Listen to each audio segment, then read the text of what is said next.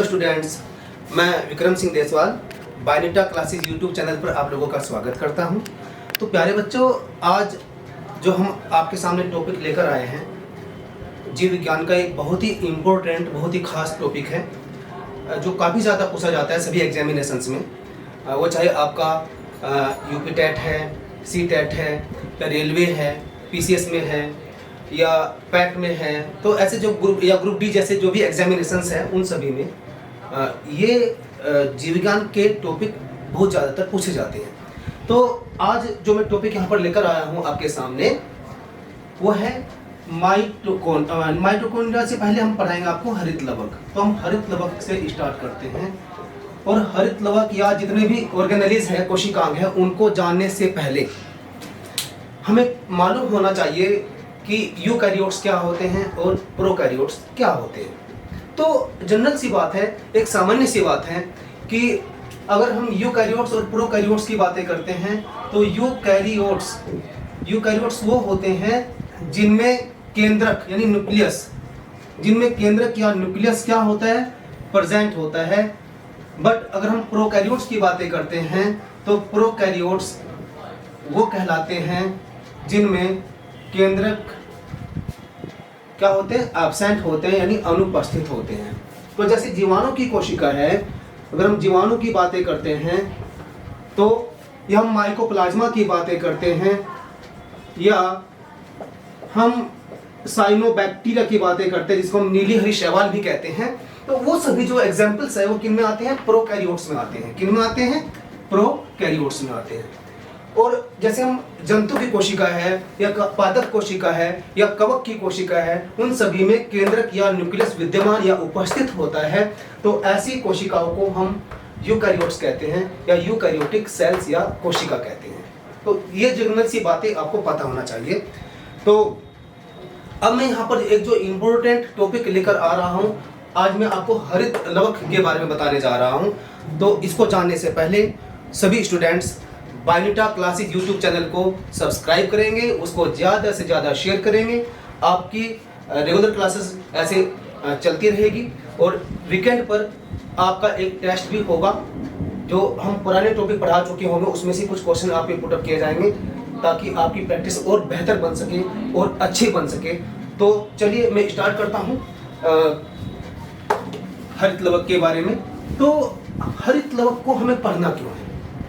जो भी, चाहे वो जीव विज्ञान के छात्र जो नीट की प्रिपरेशन कर रहे हैं या जो टीजीटी पीजीटी की एग्जामिनेशंस की प्रिपरेशन कर रहे हैं, या जो आपका सामान्य विज्ञान जो आता है जीएस में, वो ग्रुप डी वाले बच्चे हैं या रेलवेज या पीसीएस, उन सभी के लिए बहुत ही इम्पोर्टेंट होने वाला है। तो देखिए, हरित लवक यानी जिसको हम इंग्लिश में क्या कहते हैं, क्लोरोप्लास्ट नाम देते हैं। क्या नाम देते हैं? क्लोरोप्लास्ट। तो क्लोरोप्लास्ट को बताने से पहले आपको पता होना चाहिए प्लास्टिड्स। प्लास्टिड्स बोले तो जिसको हिंदी में कहते हैं लवक नाम देते हैं। क्या नाम देते हैं? लवक। तो लवक क्या होता है?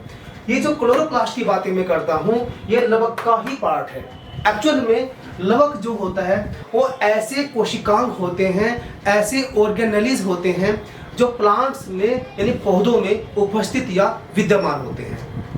तो ये दो झिल्ली वाले कोशिकांग होते हैं, मीन्स डबल मेम्ब्रेन ऑर्गेनेलिज होते हैं।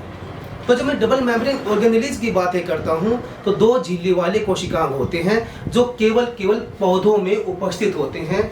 कभी कभी किसी लोअर एनिमल में भी ये केसेस देखने को मिला है। जैसे कि एक एग्जाम्पल आपके सामने आता है, एक उदाहरण आपके सामने आता है, यूग्लिना। यूग्लिना में भी क्लोरोप्लास्ट देखने को मिला है। वो एक लोअर एनिमल की कैटेगरी में आता है। बट हम यहाँ पर लवक से फोकस कर रहे हैं, प्लांट्स से रिलेटेड। तो लवक जो है वो दो झिल्ली वाली कोशिकांग है और इनका काम या तो खाना बनाना होता है, दैट मीन्स फूड फॉर्मेशन, या तो फूड को क्या करते हैं, फॉर्म करते हैं, फूड फॉर्मेशन करते हैं, या फूड को स्टोर करते हैं यानी फूड स्टोरेज, या प्रोवाइड द कलर। तीन काम हो सकते हैं किसके, लवक के तीन काम हो सकते हैं। या तो वो खाना बनाने का काम करते हैं, या वो खाने को स्टोर करने का काम करते हैं, या वो पौधों के पुष्प यानी फ्लावर्स या उनके फ्रूट्स यानी फल को रंग देने का कार्य करते हैं। तो हम यहाँ पर ये कह सकते हैं कि लवक को 3 कैटेगरी में डिवाइड किया गया है। वो 3 कैटेगरीज कौन कौन सी है, वो कौन कौन से प्लास्टिड्स हैं? तो प्लास्टिड्स को हम 3 कैटेगरी में डिवाइड करते हैं। कौन कौन से पार्ट्स है वो 3 आपने जाना होगा। जैसे कि एक नाम हम देते हैं LEUCOPLAST, ल्यूकोप्लास्ट। एक नाम आपको आता है क्रोमोप्लास्ट, क्रोमोप्लास्ट। और थर्ड नेम आपका आता है क्लोरोप्लास्ट। क्या नाम देंगे? क्लोरोप्लास्ट। ल्यूकोप्लास्ट को हिंदी में कहते हैं, क्या कहते हैं? अवर्णी लवक। क्या बोलेंगे बच्चों? अवर्णी लवक। इसको नाम देने का काम करते हैं, इसको अवर्णी लवक कहते हैं। जब मैं बातें करता हूं किसके बारे में? क्रोमोप्लास्ट के बारे में बातें करता हूं, तो उसको हम क्या नाम देते हैं? वर्णी लवक नाम देते हैं। क्या नाम देंगे? वर्णी लवक। लेकिन एक नाम आपके सामने आया है, क्या आया है? क्लोरोप्लास्ट। क्लोरोप्लास्ट के बारे में अगर इसको हम हिंदी में नाम देना चाहेंगे तो इसी को कहते हैं क्या? हरित लवक। हरित लवक। तो ये जो हरित लवक है इसका अपना अलग फंक्शन है, वर्णी लवक का अपना अलग फंक्शन है और अवर्णी लवक का अपना अलग टारगेट है। जब मैं अवर्णी लवक अर्थात ल्यूकोप्लास्ट के बारे में बातें करता हूं तो जानेंगे, आइए देखते हैं किसको बताने जाएंगे? ल्यूकोप्लास्ट के बारे में। और मैं ल्यूकोप्लास्ट को बताऊं आपसे, इसमें से जो क्वेश्चन आपके लिए बन सकता है, अगर हम जनरल साइंस में जाए तो उसमें जो बायोलॉजी आप देखेंगे तो वहाँ पर ल्यूकोप्लास्ट पर भी क्वेश्चन पूछे गए हैं लास्ट ईयर्स एग्जामिनेशंस में, तो आप ध्यान से इन बातों को सुनेंगे। ल्यूकोप्लास्ट लवक का एक ऐसा पार्ट है जिसको हिंदी में अवर्णिक लवक बोला गया है। इसका मतलब क्या है? उनमें पिगमेंट्स या तो प्रेजेंट नहीं है, अगर पिगमेंट प्रेजेंट है तो कलरलेस है, रंगहीन है। ऐसे पिगमेंट उसमें विद्यमान होते हैं जिनमें कोई रंग देने का कार्य ही नहीं होता। तो इसका मतलब ये खाना बनाने का कार्य कतई या बिल्कुल नहीं करेंगे। तो हम कह सकते हैं ये खाना नहीं बनाएंगे, बट ये खाने को स्टोर करने का कार्य करेंगे। तो ये जो पॉइंट है सबसे इंपॉर्टेंट कि ल्यूकोप्लास्ट का कार्य क्या होता है, तो आप क्या बताएंगे? ये खाने को स्टोर करने का काम करते हैं। ये किसी कार्बोहाइड्रेट या स्टार्च को जो है संचित कर सकते हैं, यानी अर्थात उसको स्टोर कर सकते हैं, या ये किसी प्रोटीन को स्टोर करने का काम कर सकते हैं, किसी फैट या किसी ऑयल या किसी लिपिड को भी स्टोर करने का कार्य कर सकते हैं। तो इसीलिए इस बात के आधार पर ल्यूकोप्लास्ट को 3 कैटेगरी में डिवाइड किया गया है।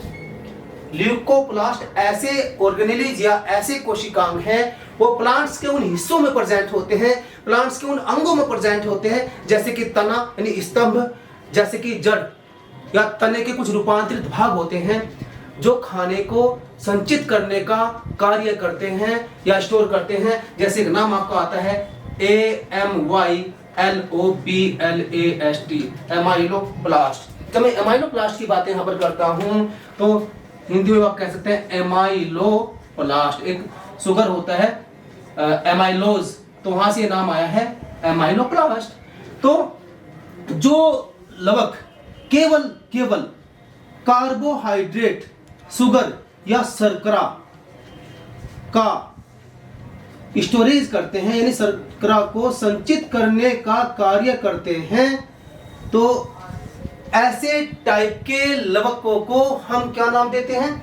एमाइलोप्लास्ट कहते हैं। जैसे आपने देखा होगा जो पोटैटो यानी आलू हम खाते हैं, वो आलू का तने का रूपांतरित भाग है। जब भी आपसे कोई पूछता है कि आलू किसका भाग है, किसका रूपांतरण है, तो आप क्या बोलेंगे कि यह जो आलू का पौधा होता है उसके तने यानी स्तंभ का रूपांतरित रूप है, रूपांतरित भाग है। ऐसा भूमिगत तना है जिसमें स्टार्च जो है वो स्टोर रहता है या संचित रहता है। तो इसमें अगर आप एग्जाम्पल डालेंगे, उदाहरण डालेंगे, तो क्या है? जैसे पोटैटो, जो पोटैटो का स्टेम है, मॉडिफाइड स्टेम है, रूपांतरित तना है, तो उसमें क्या भरा रहता है बच्चों? सभी को पता है इस बात का, उसमें स्टार्च भरा रहता है। जब भी आपसे कोई ये पूछता है कि आलू खाने से हमें क्या मिलता है, तो हम क्या कहेंगे?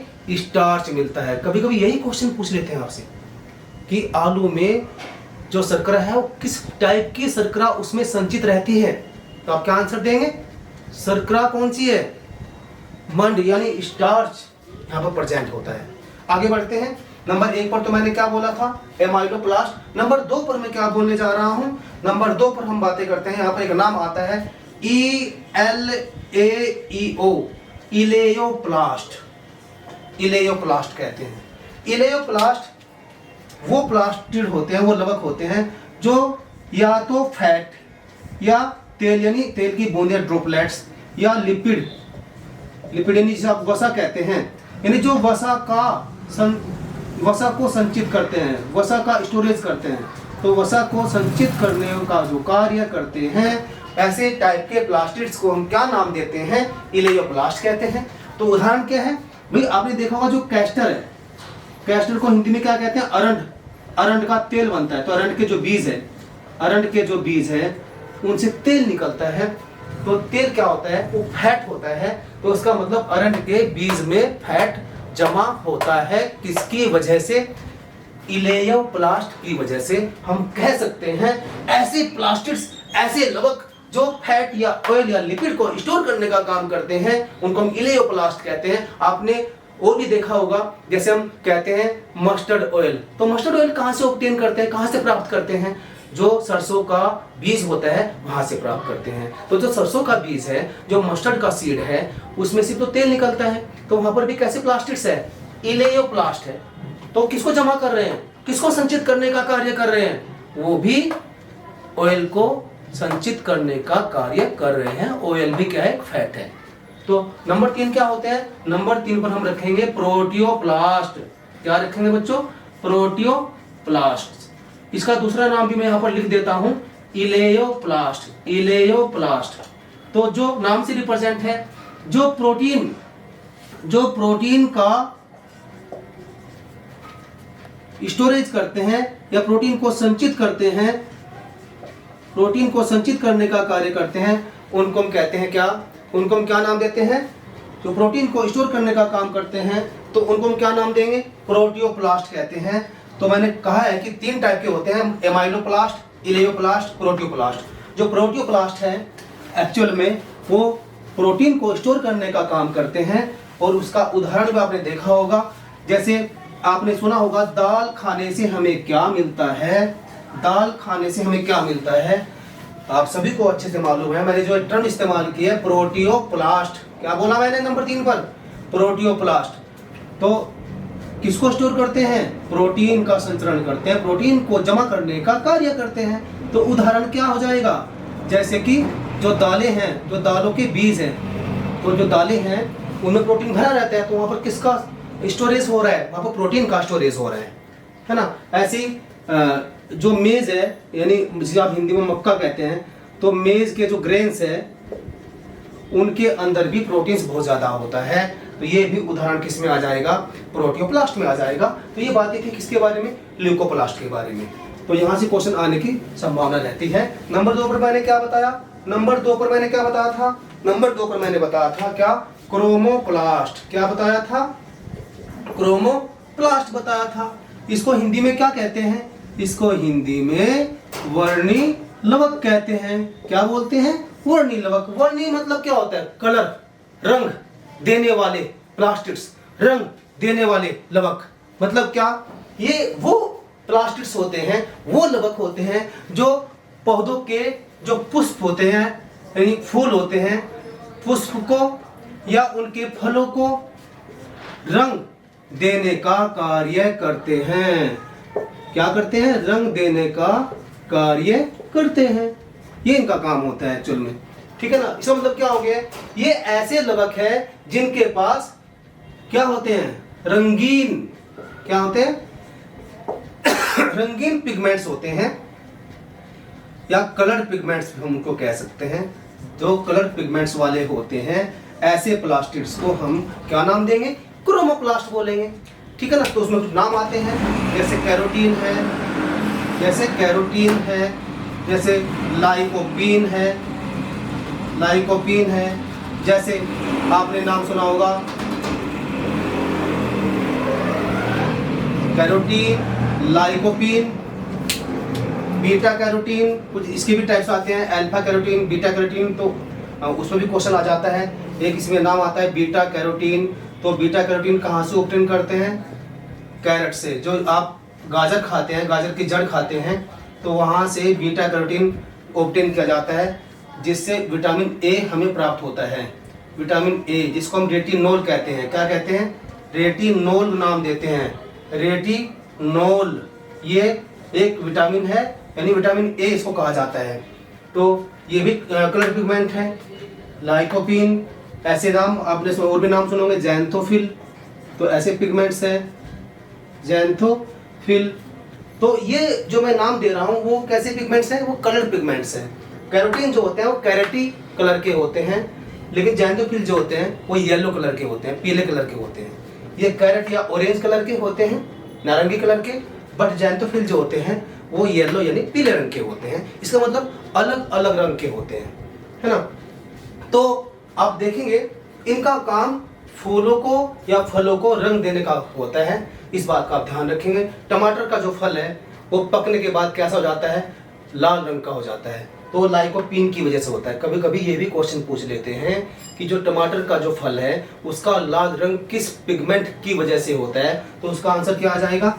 लाइकोपीन की वजह से होता है। क्या हो जाएगा? लाइकोपीन की वजह से होता है। अब एक बात और यहाँ पर इंपॉर्टेंट है, ये जो वर्णी लवक है यानी जो क्रोमोप्लास्ट है, उनका काम परागण की क्रिया में भी होता है। आप कहेंगे परागण की क्रिया में कैसे हो जाएगा? परागण की क्रिया क्या होती है?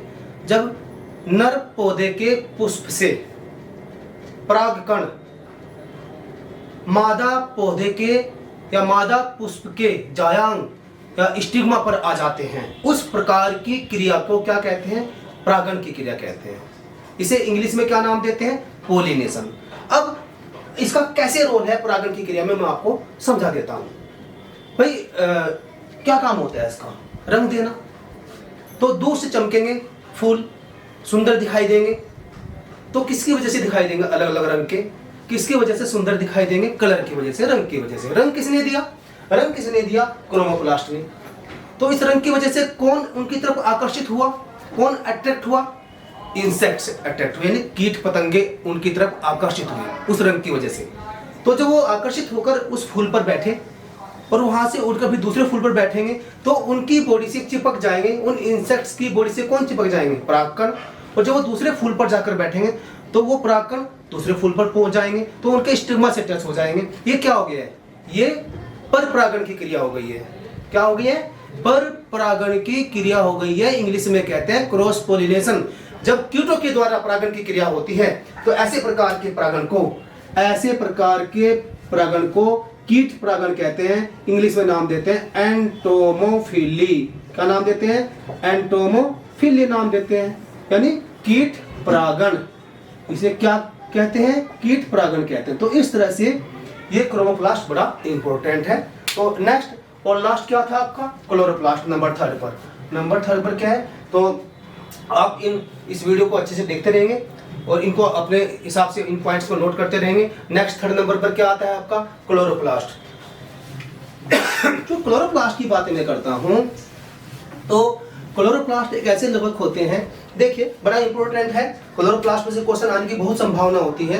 क्लोरोप्लास्ट को हम इंग्लिश में, हिंदी में क्या कहते हैं? हरित लवक कहते हैं। हरित लवक नाम से रिप्रेजेंट है।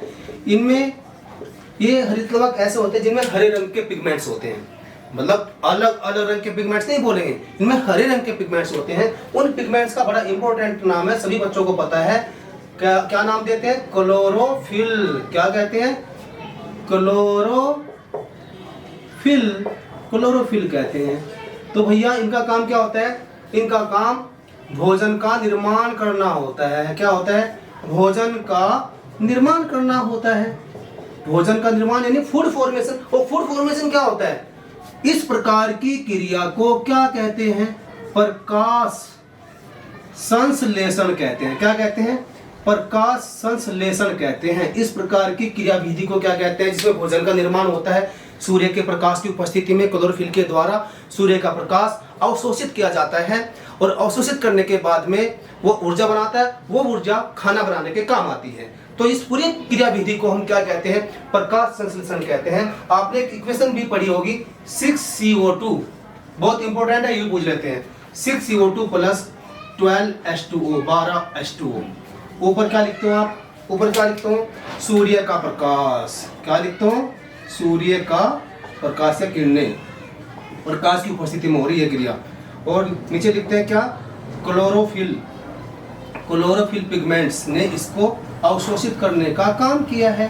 तो क्लोरोफिल पिगमेंट्स होते हैं, पिगमेंट्स, तो उन्होंने अवशोषित किया। और उसके बाद क्या हुआ, उसके बाद क्या हुआ, तो खाना बनने की प्रक्रिया चल रही है। C6H12O6 plus 6O2 plus 6H2O, ये बना, ये बना, ये क्या है, ये कार्बोहाइड्रेट है, शर्करा है, इसका निर्माण हो गया है। तो कार्बोहाइड्रेट या शर्करा, इसको कहते हैं ग्लूकोज। C6H12O6, ऑक्सीजन बनी, लेकिन जो इम्पोर्टेंट जो खाना कहते हैं वो खाना क्या है पौधों के लिए, शर्करा है। किस रूप में खाना बन रहा है, ग्लूकोज के रूप में खाने का निर्माण हो रहा है। और ग्लूकोज ग्लूकोज बनता जाएगा, और जब ग्लूकोज ग्लूकोज से रिएक्शन करता जाएगा तो एट लास्ट बाद में यह किसमें चेंज या परिवर्तित हो जाएगा, यह स्टार्च में परिवर्तित हो जाएगा, और स्टार्च के रूप में संचित हो जाएगा। किसके रूप में संचित हो जाएगा, स्टार्च के रूप में संचित हो जाएगा कोशिकाओं के अंदर। जो भी पौधे की कोशिकाएं हैं तो उनमें स्टार्च के रूप में खाना जमा रहता है, बट बनता किस फॉर्म में है, बनता ग्लूकोज की फॉर्म में है। जो भी हरी सेल्स है, जो भी ग्रीन सेल्स है पौधों की, उनमें ये क्रिया होती है। इस क्रिया को क्या कहते हैं, प्रकाश संश्लेषण की क्रिया कहते हैं। इंग्लिश में क्या नाम देते हैं, इंग्लिश में क्या नाम देते हैं, फोटोसिंथेसिस। इंग्लिश में क्या नाम देते हैं, फोटोसिंथेसिस कहते हैं, फोटोसिंथेसिस कहते हैं। इस बात का आपको ध्यान रखना है, ठीक है ना। तो ये सब चीजें आपको माइंड में रखनी है। तो पिगमेंट्स जो होते हैं वो हरे रंग के होते हैं। कभी कभी पूछ लेते हैं कि पौधे की पत्तियां हमें हरी क्यों दिखाई देती है, ये बड़ा इंपॉर्टेंट क्वेश्चन बनता है। ध्यान से सुनेंगे इस बात को, पौधे की पत्तियां या पौधे हमें हरे दिखाई क्यों देते हैं, तो उसका आंसर सीधा सा ये नहीं बनेगा कि क्लोरोफिल की वजह से। अरे वजह तो क्लोरोफिल है, बट जो मेन रीजन है ना, क्लोरोफिल कैसे रंग के होते हैं, जो क्लोरोफिल पिगमेंट है वो कैसे रंग के होते हैं, वो हरे रंग के होते हैं। तो जब सूर्य के प्रकाश की किरणें पड़ती है तो उसमें सारे रंग होते हैं। विबग्योर आपने पढ़ा होगा, वायलेट भी है, ग्रीन भी है, येलो भी है, ऑरेंज भी है, रेड भी है, तो सारी कलर की लाइट वहां पर पड़ रही है।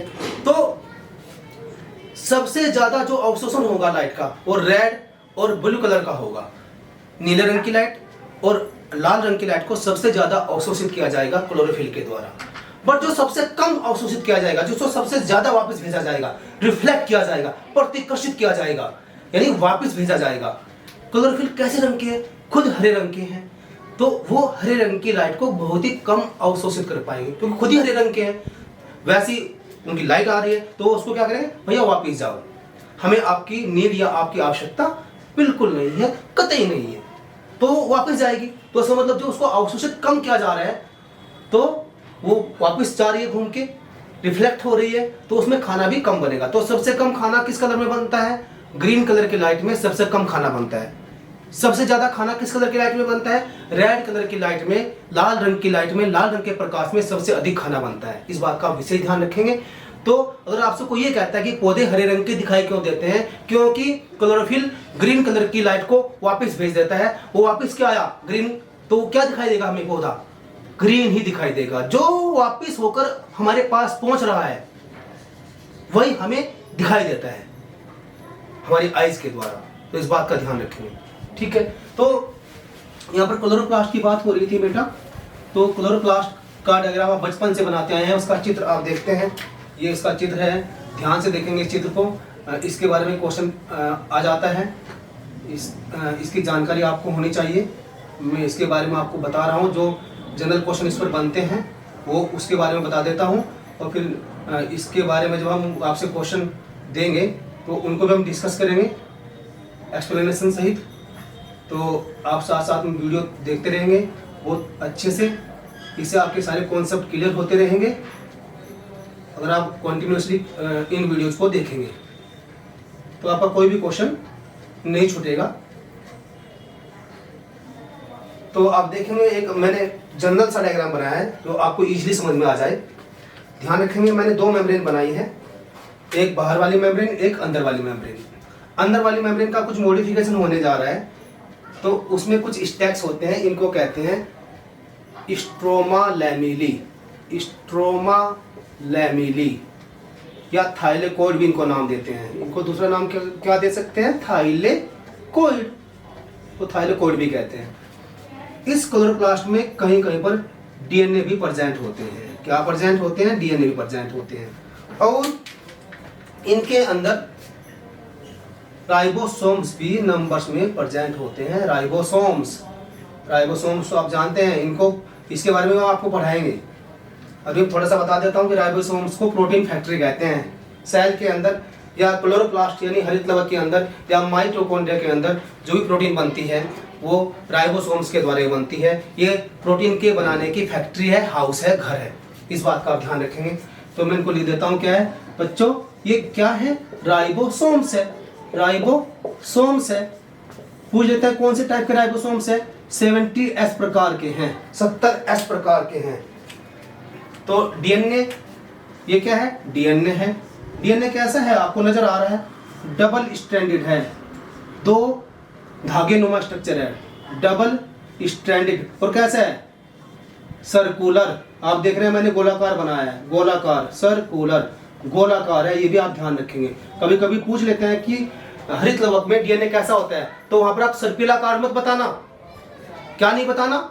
सर्पिलाकार को टिक नहीं करना। किसको टिक करना है? गोलाकार यानी सर्कुलर। वो कैसा होता है? एक धागेनुमा स्ट्रक्चर नहीं होती, दो धागेनुमा स्ट्रक्चर होती है, डबल स्ट्रैंडेड डीएनए होता है, मोर देन वन कॉपीज की फॉर्म में, है ना। तो जेनेटिकली बहुत ज्यादा एक्टिव होता है क्लोरोप्लास्ट। इस बात का आप ध्यान रखेंगे। और देखिए यहाँ पर आपको ये भी ध्यान रखना है कि क्लोरोप्लास्ट में मेन दो पार्ट होते हैं। ये जो हरित लवक है, दो झिल्ली वाला कोशिकांग है। ये जो हरित लवक है, दो झिल्ली वाला कोशिकांग है। और इसके इस भाग को क्या कहते हैं? ग्रेनम कहते हैं। क्या बोलते हैं बच्चों?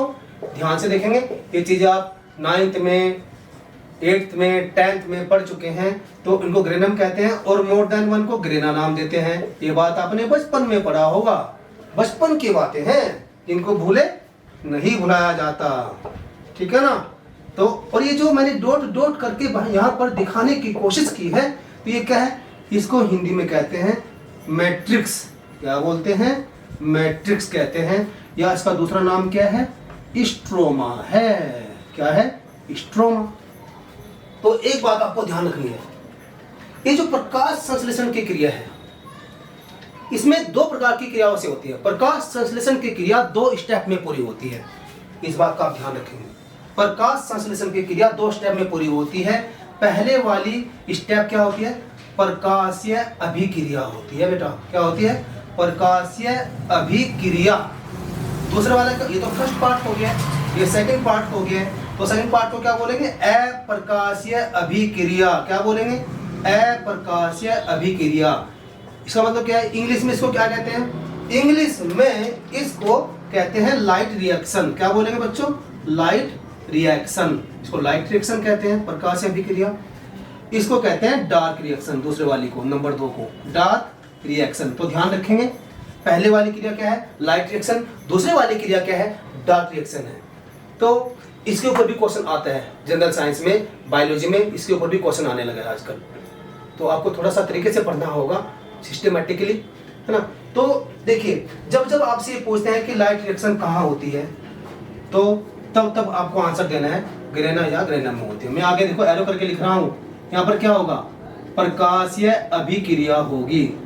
प्रकाशीय अभिक्रिया मतलब लाइट रिएक्शन कहाँ होती है? हरित लवक के ग्रेनम भाग में होती है। आपका आंसर ये आना चाहिए। जब आपसे क्वेश्चन पूछते हैं कि डार्क रिएक्शन कहाँ होती है या अप्रकाशीय अभिक्रिया होती है, कहाँ होती है, तब आपका आंसर आना चाहिए। ये देखो क्या लिखा है, मैट्रिक्स या स्ट्रोमा।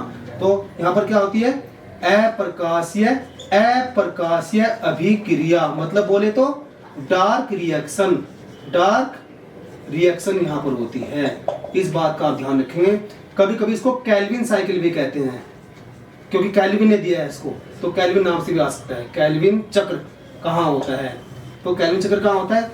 हरित लवक के मैट्रिक्स या स्ट्रोमा भाग में होता है। हरित लवक के मैट्रिक्स या स्ट्रोमा भाग में होता है।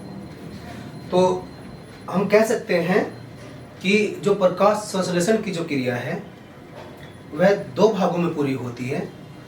नंबर फर्स्ट प्रकाशीय अभिक्रिया और नंबर सेकंड क्या, अप्रकाशीय अभिक्रिया।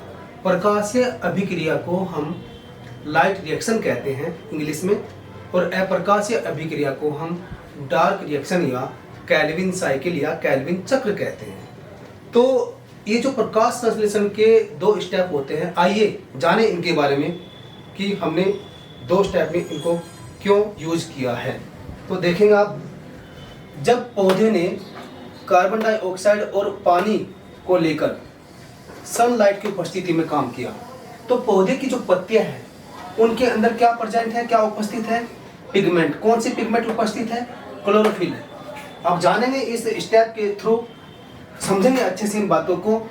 पौधे की पत्तियों के अंदर जो क्लोरोफिल पिगमेंट है उसने सूर्य के प्रकाश की किरणों को अवशोषित किया, और इन किरणों को, इन सूर्य के प्रकाश की किरणों को उन्होंने किस में बदला, किस प्रकार की ऊर्जा में बदला, रासायनिक ऊर्जा में बदला। रासायनिक ऊर्जा क्या है, एटीपी, जिसको हम कहते हैं एडिनोसिन ट्राइफॉस्फेट प्लस NADPH2। तो ये एक रासायनिक ऊर्जा है। यानी पहले कौन सी ऊर्जा थी, सूर्य की ऊर्जा, इसको हम फोटोन एनर्जी भी कहते हैं या क्वांटम एनर्जी भी कहते हैं।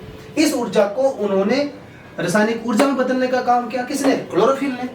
तो क्लोरोफिल ने खाना नहीं बनाया है, क्लोरोफिल ने सूर्य की ऊर्जा को, सूर्य के प्रकाश को रासायनिक ऊर्जा में परिवर्तित करने का कार्य किया है। ध्यान रखेंगे, ऊर्जा को हम कभी नष्ट नहीं कर सकते। ऊर्जा को एक रूप से दूसरे रूप में स्थानांतरित तो किया जा सकता है, बट उसको नष्ट या उसको डिस्ट्रॉय कभी या कतई नहीं किया जा सकता है। तो बच्चों, प्यारे बच्चों, इस बात का ध्यान रखेंगे। पौधे में क्लोरोफिल ने जब सूर्य के प्रकाश को अवशोषित करने का कार्य किया, तो उसने उस ऊर्जा को किस ऊर्जा में बदलने का कार्य किया, रासायनिक ऊर्जा में। रासायनिक ऊर्जा क्या बनी, ATP और NADPH2। तो ध्यान रखेंगे, यहां से यहां तक का जो स्टेप है, सनलाइट से रासायनिक ऊर्जा में परिवर्तन का जो प्रोसेस है, ये कहलाता है प्रकाशीय अभिक्रिया। क्योंकि ये प्रोसेस किसकी प्रेजेंस में हो रहा है, प्रकाश, सूर्य के प्रकाश की उपस्थिति में हो रहा है। तो इसलिए क्या बोलेंगे, इसको प्रकाशीय अभिक्रिया या लाइट रिएक्शन बोलेंगे। ये पहला स्टेप हुआ, इसमें खाना कतई नहीं बन रहा है। तो इसीलिए ये प्रकाशीय अभिक्रिया, हरित लवक जो मैंने अभी पढ़ाया आपसे, उसके किस भाग में होता है, ग्रेनम भाग में होता है। इस बात का विशेष ध्यान रखेंगे। अब ये ऊर्जा, अब देखो क्या हो रहा है, जो हरित लवक का स्ट्रोमा भाग है, ये ऊर्जा उसमें काम आती रहती है और क्या बनाती रहती है, भोजन बनाती रहती है। लेकिन उसमें सूर्य के प्रकाश की उपस्थिति की जरूरत या नीड नहीं है। तो क्या लिखा मैंने, प्रकाश क्या है यहाँ पर, अनुपस्थित है। जब प्रकाश यहाँ पर अनुपस्थित है तो उसे क्या बोला, डार्क रिएक्शन बोला। डार्क रिएक्शन बोला। ये किसने दिया था, कैल्विन ने दिया था। तो उनके नाम से इसको कैल्विन चक्र भी बोला जाता है। यह हरित लवक के स्ट्रोमा भाग में होती है और सूर्य के प्रकाश की अनुपस्थिति में होती है, अब्सेंस में होती है। तो और क्या बनाती है, भोजन बनाती है। इसका मतलब ये ऊर्जा अब किस ऊर्जा में बदल गई है, भोजन वाली ऊर्जा में बदल गई है। फूड एनर्जी कह सकते हैं, भोजन ऊर्जा या फूड एनर्जी भी कह सकते हैं इसको। तो आप देखेंगे यहाँ पर ऊर्जा, सूर्य की ऊर्जा रासायनिक ऊर्जा में और रासायनिक ऊर्जा खाद्य ऊर्जा में बदली है। तो इसका मतलब ये जो स्टेप है, ये दूसरा स्टेप है, ये पहले वाला स्टेप है। पहले वाले स्टेप को प्रकाशीय अभिक्रिया कहते हैं, जो ग्रेनम में होती है। दूसरे वाले स्टेप को अप्रकाशीय अभिक्रिया कहते हैं, जो कहाँ होती है, स्ट्रोमा में होती है। इसको हम अप्रकाशीय अभिक्रिया नाम भी देते हैं। तो प्यारे बच्चों, आशा करता हूं कि आप लोगों को ये चीजें समझ आई होगी। आज मैंने आपके सामने लवकों के बारे में अच्छे से बताया है। आप इन वीडियो को देखेंगे और उसको समझेंगे और अपने सेल्फ नोट्स आप तैयार करेंगे इस वीडियो को देखकर। और टाइम टाइम पर हम ऐसी वीडियोज लेकर आते रहेंगे जो आपके एग्जामिनेशन को देखते हुए, जो भी आपके वनडे एग्जामिनेशंस हैं उनको देखते हुए बहुत बहुत इम्पोर्टेंट होने वाली है। और वीकेंड पर हम आपके क्वेश्चंस भी आपको जो है उसकी प्रैक्टिस कराएंगे, तो वो आपके एग्जामिनेशन के लिए बेनिफिशियल होगा। तो आई होप कि आप लोगों को ये चीज़ें समझ में आ गई होगी। तो आप अंत में आपसे वही कहना चाहूँगा कि प्लीज़ आप जो है बायोनेटा क्लासेज यूट्यूब चैनल को सब्सक्राइब कीजिए और उसको ज़्यादा से ज़्यादा शेयर कीजिए। मिलते हैं हम नेक्स्ट वीडियो में एक नए टॉपिक के साथ में। तब तक के लिए धन्यवाद, टाटा, बाय बाय।